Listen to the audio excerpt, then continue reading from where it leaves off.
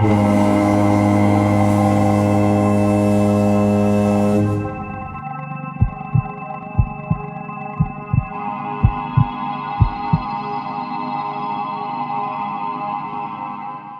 went on a carnival cruise for spring break last year with a bunch of my friends.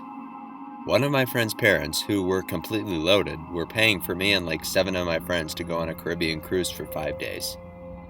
We boarded the ship at the dock in Miami Beach on, I think, Monday at like 3 p.m., and the ship left port a couple of hours later. The first night was great. We went for a swim, ate a fancy seafood dinner, and drank our asses off deep into the night. I would say we got back to our rooms, which I should mention were really far from all the bars, and crashed at like 3 a.m. When we woke up the next morning at like noon, one of my friends, whom I was sharing a room with, Nicolin, asked me and our other friend in the room, Annalise, if we got bad vibes from the weird guy at the bar that kept trying to hit on us the night before. Annalise and I looked at each other. I think we were both confused, and I asked Nicolin, "What weird guy?" Neither I nor Annalise remembered any guys trying to hit on us, but then again, the night was such a blur I could barely even remember getting back to the room in my drunken haze. Nicolin then revealed that some strange older man had been trying to talk to us all night the night before and would barely leave us alone. She said she finally ignored him after telling him many times politely that we weren't interested.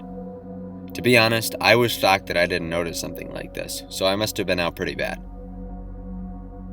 That night, we went back to the bar again, but Nicolin suggested some of us go to a different bar this time in case that weird man tried to find us again. So me and 3 of my friends went to a different bar than the night before, and my 4 other friends went to the same one as the previous night. I would say we were about 3 drinks in, already laughing our asses off, when Nicolin stopped laughing and gestured toward her right for me to look at something. I saw some middle-aged man sitting on a nearby couch smiling in our direction in a creepy way. He had long, lanky legs and thick, smudged glasses that made it difficult to see his eyes, and even though he was sitting down, I could tell he was tall. He was wearing a tattered green button-up shirt and blue jeans, and he just kept smiling at us. I was so uncomfortable I had to look away. Nicolin whispered to me that it was the same guy from the night before, but I didn't need to hear it from her to make the connection. I had no recollection of this man from the night before, however. We tried to look away and ignore him, and a couple of my friends kept drinking, but I was too nervous to have another glass. A few minutes passed by of me waiting, hoping the creepy man wouldn't come up to our table before I felt a hand on my shoulder. I didn't have to look up to know it was him, and I didn't want to look at him, so I just stayed where I was and calmly said I wished to be left alone. Surprisingly, that worked, as the man chuckled and walked away just as quickly as he had come. Eventually, I looked around the bar for the guy, but I couldn't see him anywhere. After several minutes of sitting there worrying, Nicolin finally convinced me to have another drink. We continued for another hour or two with no sign of the man, and by the time we left to go back up to our rooms, we had forgotten about him. When I entered the room, however, I picked up on something. The bathroom fan was on.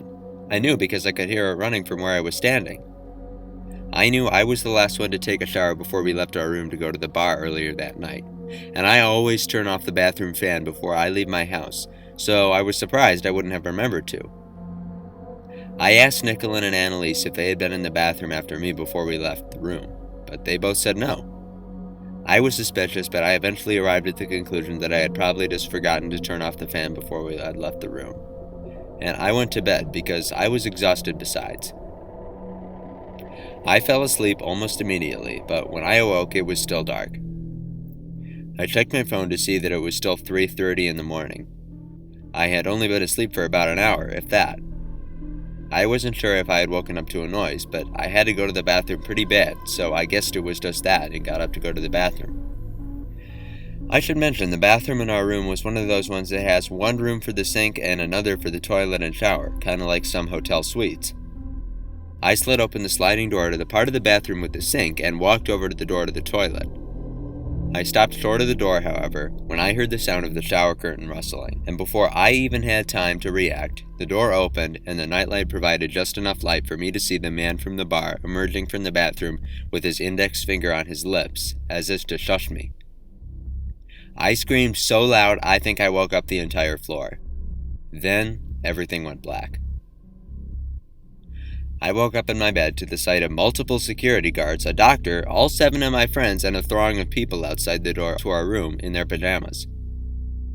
I was informed that as soon as I screamed, Nicholin and Annalise both woke up and immediately came over to see what happened, and caught a brief glimpse of the man from the bar as he sprinted out of his room and down the hall. He apparently tripped on something in the hall and fell and hit his head on the cold marble floor, which knocked him out. Nicholin quickly called the front desk from our room, and security guards found the creep passed out in the hallway, where they handcuffed him and took him to the ship's jail, which I didn't even know existed until then, after my friends explained everything to them. The next morning, security tapes from the night before were reviewed, which showed the man go up to our room and unlock it using the master key on the maid's cart, which was right next to our room, as the maid, who was later questioned, said she had been called to clean up a vomit spill in the next room over from ours, and left her car down in the hallway for a few moments unattended with her master key laying on top. The man simply took the key, used it to unlock our room, slipped the key back onto the cart unnoticed, and entered our room. Security tapes from the next night before then revealed that the man followed us discreetly from the bar the first night of our cruise and saw which room we entered, but we were all so drunk that night that none of us even noticed him. The whole experience still haunts me to this day, and I've never gone on a cruise since, nor do I wish to.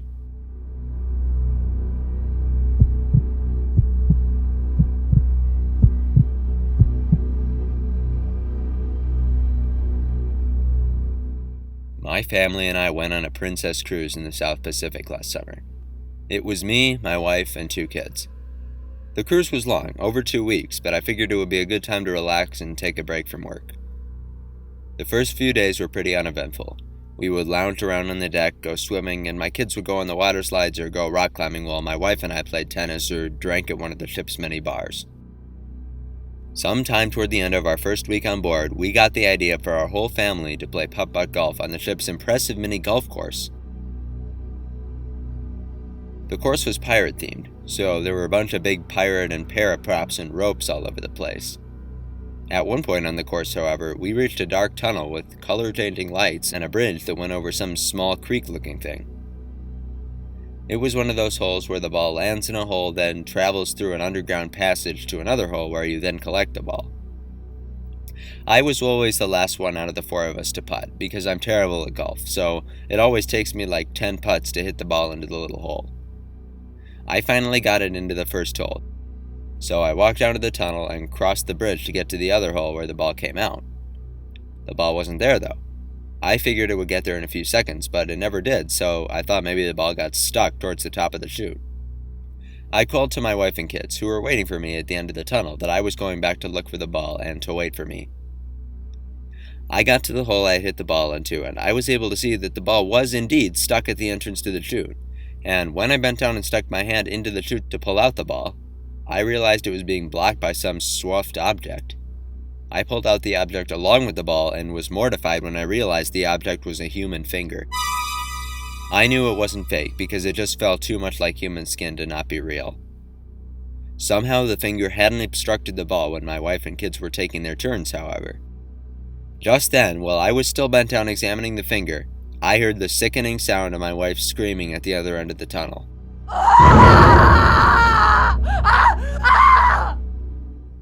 I shot up and looked frantically toward the end of the tunnel, but was confused to see my wife standing there. It was too dark in the tunnel to see any of her features, though, so I couldn't tell if she had been hurt. Nevertheless, I ran toward her, calling out her name repeatedly in a panic. She didn't respond, though. As I got closer to her, something in my gut told me to stop and shine my phone flashlight in her direction, so that's what I did. I pulled out my phone, turned on the flashlight, shined it in front of me, and gasped.